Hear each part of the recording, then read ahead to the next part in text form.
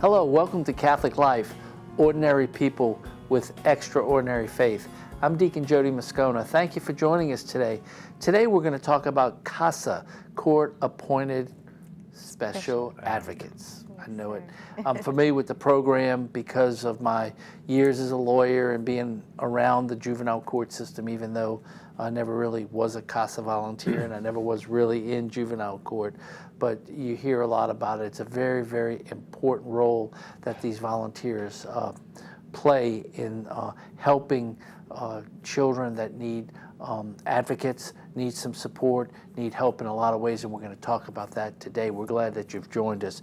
Today, Erin Fulbright, are you the director? No, our director is Liz Betts, but I am the recruitment coordinator. Recruitment coordinator, Yes, that's sir. more important. So I go out and I find quality volunteers, like Brent here, but then also help with the marketing and the public relations aspect of our organization as well. So before we get to Brent, let's talk a little bit about CASA in general. Nonprofit? Yes, we are a nonprofit. And organized as such with, I guess you have one of these huge staffs, right? Like 100 people work for you. We wish. But no, it's 10 of us that work in the office. We have 4 advocate supervisors who help supervise our volunteers. They have a group volunteers assigned to them, and they're there every step of the way with our volunteers so that they have someone that they can call on when they need help with dealing with cases. And then we have a program director, our executive director, training coordinator, and then 2 office manager staff. It takes a lot, because I'm sure there's a lot of kids that you guys take care of. Yes. So let's talk about CASA in general, what it is, how it works, why it's important, and those kind of things. And then we're going to scoot over to why you need folks, and that's where we'll talk to Brent. How's that? Well, let's introduce you first. This is Brent St. Blanc, and he's one of the CASA volunteers. So he's in the firing line here, so to speak, and he's going to share with us from a very firsthand personal perspective of not only what it is to be a CASA volunteer, but why it's important. So we'll get to you. Okay. So let's talk about CASA generally. So tell me about what you do and why it's important and all the things that surrounds, why you function. Well, we rely on our volunteers. That's how we run. But our volunteers speak up and they become voices and advocate for the abused or neglected children that come into foster care in East Baton Rouge Parish. Okay, so let's back up. We're talking about foster care. Yes. So the first thing we have at-risk children who, for one reason or another, don't have family. Either their family abused them, neglected them, abandoned them, or something, and now they're in foster care. So it was reported to DCSF. The state had to come in and remove them from their home or put them in foster care. The judge decided that he needed more information. So we're not required. The juvenile judges ask for us to be there. So it's up to the judge if they feel like they need a CASA volunteer. If they need more information on the case to make the best decision for the child of whether to remove them, send them back, allow them to be adopted by this family that's looking to adopt them, or a relative or whatever it may be, they need more information, so they assign a CASA volunteer. Caseworkers are overworked. They have 30 to 40 cases on their load, so they can't spend the time that they would like on each case to really get to know the child, the situation, the family, all of the dynamics that are involved in that child's life to really make that decision. And so the judge will say, I need a CASA volunteer to be on there. The CASA volunteer gets to know the child. We ask that our volunteers see the child at least once a month. You can see them more than that if you like and you have that relationship, but at least once a month, talk to everyone that's important in that child's life, the family, the teachers, grandparents, the lawyers, the caseworkers, anybody that's heavily involved. And then they're writing a report for the judge, reporting back to the judge with information that they've gathered so that that judge can make the best decision. So let me ask a question. You said, and the lawyers. Does the child have a lawyer? Yes. And it's a state-appointed lawyer? Yes. So the child has a lawyer, and then the parents have a lawyer. So a CASA is just giving the facts that they see when they're visiting the child and everything like that. Investigator, so to speak. So the children's lawyer, if the child is saying they want to go home, regardless of what the situation is, that's what the lawyer is fighting for, because the child is their client.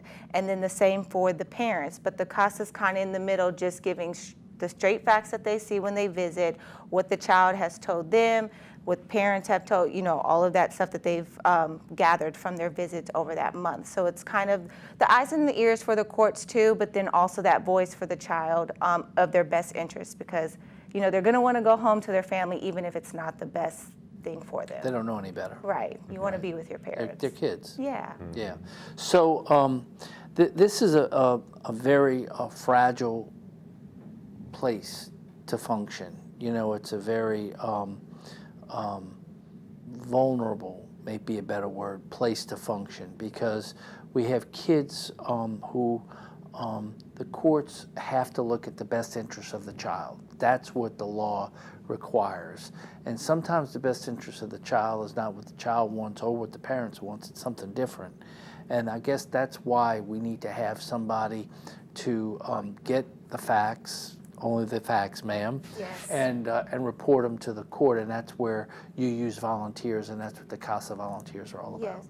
And we do provide training for our volunteers. So we do 4 trainings a year, and it's a 32-hour training. And it just goes through everything that you are going to have to deal with, and how to deal with it as a volunteer with the cases, with parents, how to address certain situations, how to do your court report, your role, how to introduce yourself when you're going to meet these families, so that they understand your role and you're not there to take away their child, because sometimes that could be the perception, because there's so much going on, so they don't know, it's all these people coming in. Mm-hmm. So we do prepare our volunteers on how to approach that and to do what they need to do. Mm-hmm. So using volunteers is a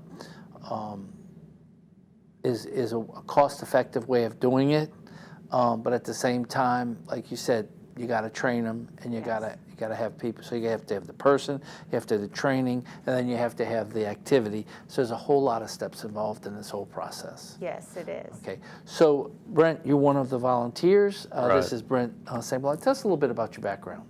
Yeah, I grew up here in Baton Rouge. I'm a practicing Catholic. Grew up here in Baton Rouge, and I, by vocation, am a mechanical engineer.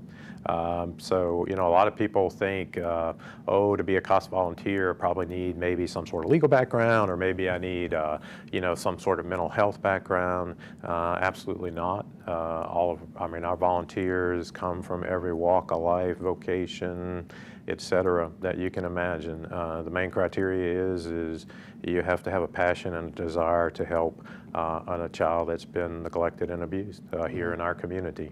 And so that's my background. Married, have children, and What parish are you in? I'm just curious. St. Patrick. Yeah, currently neighbors. in St. Patrick. Neighbors, okay. Yeah, and got involved about 6 years ago. I was actually coming home from work one day, and I vividly remember I was, believe it or not, on the top of the Mississippi River Bridge. Go figure. Wanted to jump off. Yeah, and I actually heard a radio ad for CASA. For CASA, and I don't think that was a coincidence, because I'm not somebody. I don't ever see the billboards. I don't ever hear commercials. I kind of tune out. But that day on the top of Mississippi River Bridge, coming home from work one day, I heard an ad for CASA. I truly knew nothing about it. So what do you do when you don't know about something? You go home and you Google it. And saw. Google is a verb. Yeah, there you go. That's right. Went to their website, kind of had a little bit of information there, and saw that they have, before you commit to going, because like Aaron said, this is a pretty intense program. And so you kind of incrementally creep up onto the commitment to go through 32 hours of training to become a CASA volunteer. It's a lot of, a volunteer's time. It's a lot of resources from CASA standpoint, right? Nonprofit, they're investing. So a lot of commitment, or potential commitment, from both parties. So the first step was to go to an orientation. It's 45 minutes, and you go to an orientation session to learn more about it, which I did. And then after the orientation, kind of went into, kind of felt like this was something I definitely wanted to do. I was looking, been throughout my life involved with various volunteer activities, and so was looking for something new to take on. And yeah, so at that point, definitely, you know, and I've kind of shared this in previous talks as well.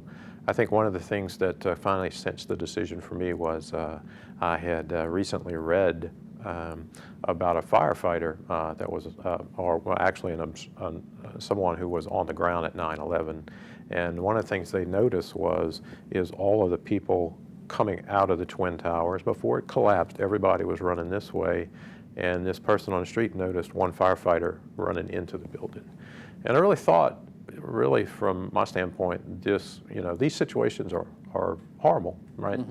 They're not good situations at all. These children have been abused, neglected, and so this was a chance, I thought, for me to run towards a real bad situation and get engaged and get involved. So committed to the training 6 years ago and started the journey. That is awesome. We're going to talk about what it's like for you after the break, but before the break, I just wanted to let everybody know, Erin, how many volunteers do you have?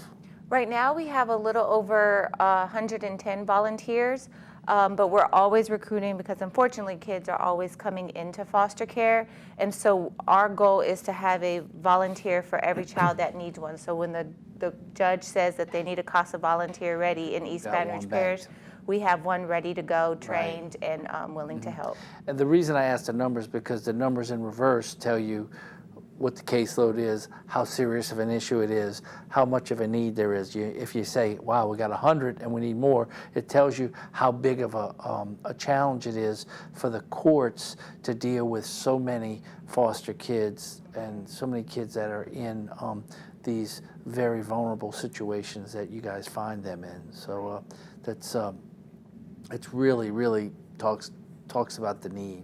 Yeah. When you look at the numbers.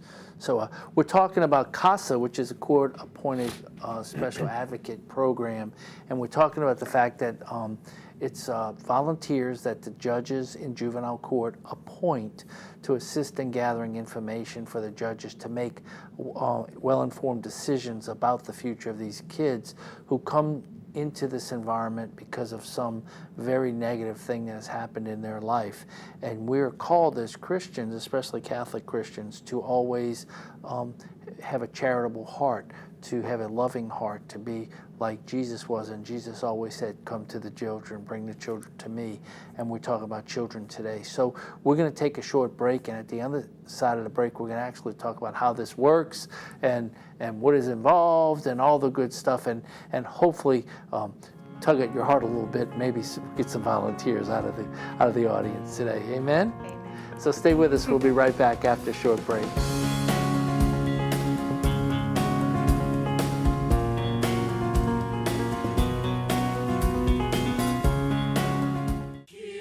Join Catholic Life Television for the celebration of the Sunday Mass live from St. Joseph Cathedral at its new time, Sunday mornings at 10:30. Come share this time in prayer, listen to the Word of God, and worship as a Catholic community. The Sunday Mass live on Catholic Life Television, now at its new time, Sunday mornings at 10:30.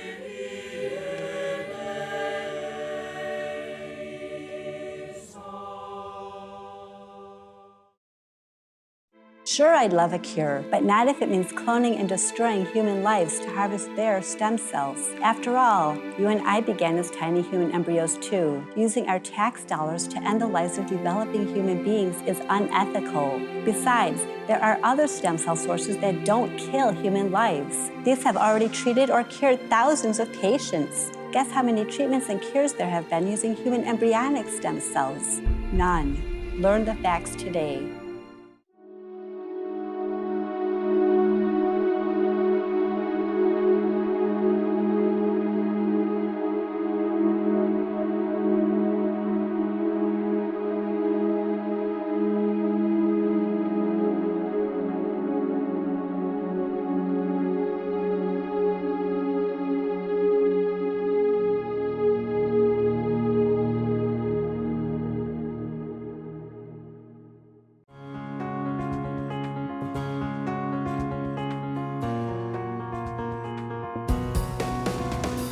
Welcome back to Catholic Life, Ordinary People with Extraordinary Faith. I'm Deacon Jody Moscona.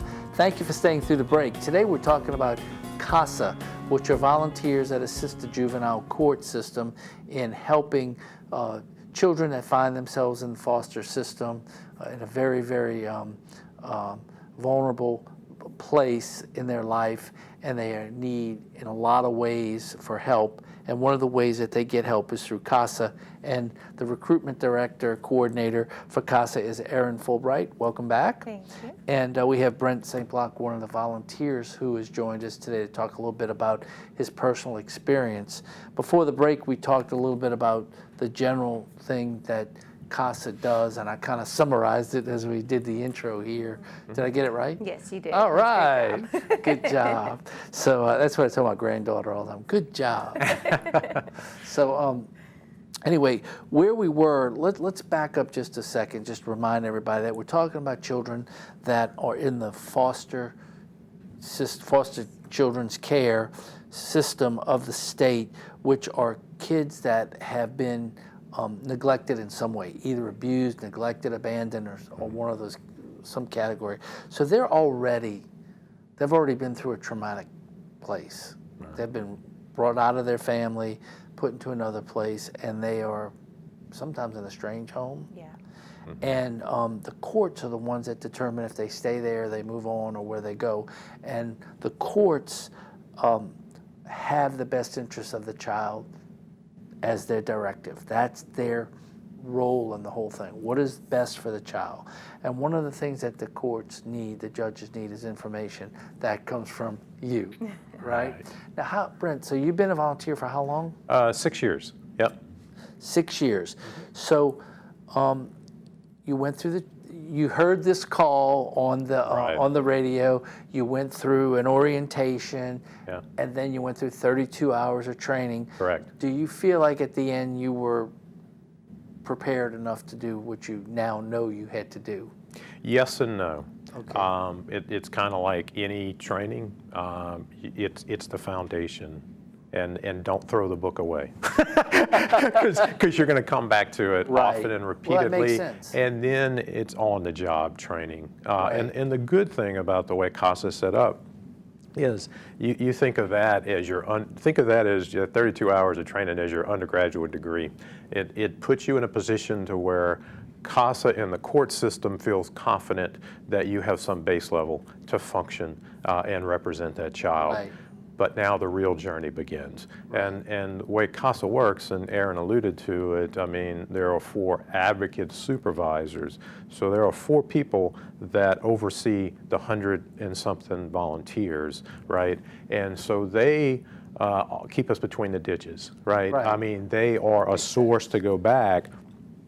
Every step I'm taking, I'm keeping them informed, I'm asking for input. So there's a lot of, like any other vocation, any other thing in life, your education doesn't stop when you graduate and you get your certificate, right? And so that's when the real journey starts, and there's still a lot more to learn, you know? I mean, to see the court system in operation, how it functions, to learn how to work in that system. And believe it or not, you know, we're a voice for a child who has no voice. It takes some learning to understand how I'm a voice to that judge and how to make that connection. Well, I could just tell you, as a lawyer, you go through all the law school, take the bar exam, you don't know how to practice law. Right.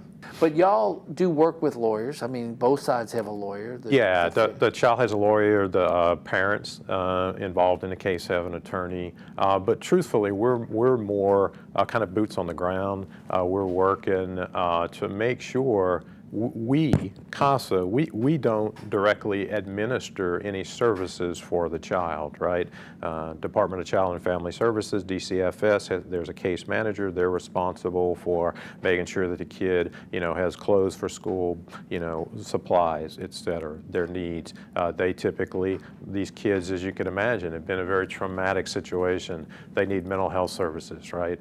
So they need counseling. They need access to health care, mental health care. They need, like any other child, they need regular medical exams, dental appointments, stuff like that. what we do is I call it, we fly at like the 30,000 foot level. We're kind of looking to see if all the connections and the services for this child are being made. Because like Aaron said, every one of these systems in here is overloaded. And Right. so we're trying to see where those gaps are and kind of, whoa, hold on. So we're meeting with the child, we're meeting with the parents, whether it be the foster parents or could be a group home that they're in. If there's a problem at school, we're trying to find out what's going on, maybe meeting with the teachers, the counselors, the mental health professionals, trying to get an overall picture so that when we do get to court, we've got a pretty decent overall understanding, and particularly, as you might imagine, we're looking for where the gaps and the deficiencies Right. are. We're always trying to close those gaps and Fill the deficiencies. gaps. Right. Makes a lot of sense. Makes a lot of sense. So obviously you're here for a reason, and that reason is we need more volunteers. Yes. Yeah. And so we want to tug at everybody's heartstring a little bit and say, look, if you feel like you want to help in a place that really needs help and you've been maybe looking for something to do, this is a good place to start. Tell us about the orientation.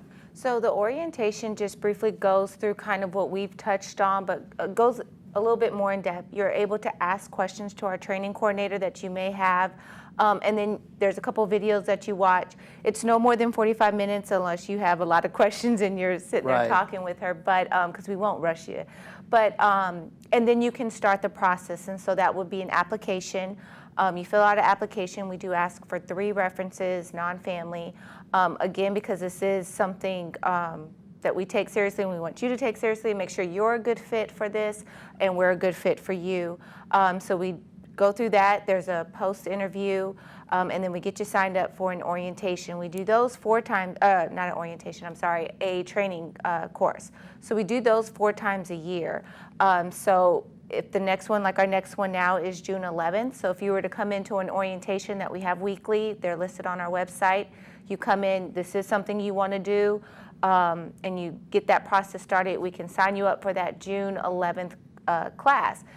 If that's not a good fit, we have one in September, so you can go ahead and sign up for that and get your orientation out of the way. But right now we are pushing for our June 11th class and to get that filled up. But that's kind of the process that it goes through. And then once you go through the training, Judge Haney, one of the juvenile courts judges, comes in and swears you in, and you're officially the eyes and the ears of the judge, and you're ready to get your case. Once you close everything out, we make sure you've taken all your courses and all of that, and you're ready to go. And they pair you up with an advocate supervisor who's going to be your right-hand man through it all. They are there for every resources that you have, and then we put you with a case that best fits your qualities that we know that you'll be able to tackle on, because there's different situations for different cases, and Brett might be a better fit for one. Like we are looking for more male volunteers because we do have a high ratio of young youth adults, so 12 and older, but we have a 50-50 ratio of male-female children that we're serving, but we only have 14% male volunteers, and we do like to have. Okay, so stop. That was kind of a lot. I don't want the folks to miss that. So you have a 50-50 ratio of children, male and female, yes. but only 14% of the volunteers are male. Yes. So if you know anybody that is a potential volunteer, that is a guy, or if you are a guy, or if you can nudge a guy, or if you could put a lasso around a guy, we need more guy volunteers. That doesn't mean we don't need lady volunteers. Right. We want all volunteers. We want to throw a cast in. But while I'm thinking about it, what is the website? It's casabr.org.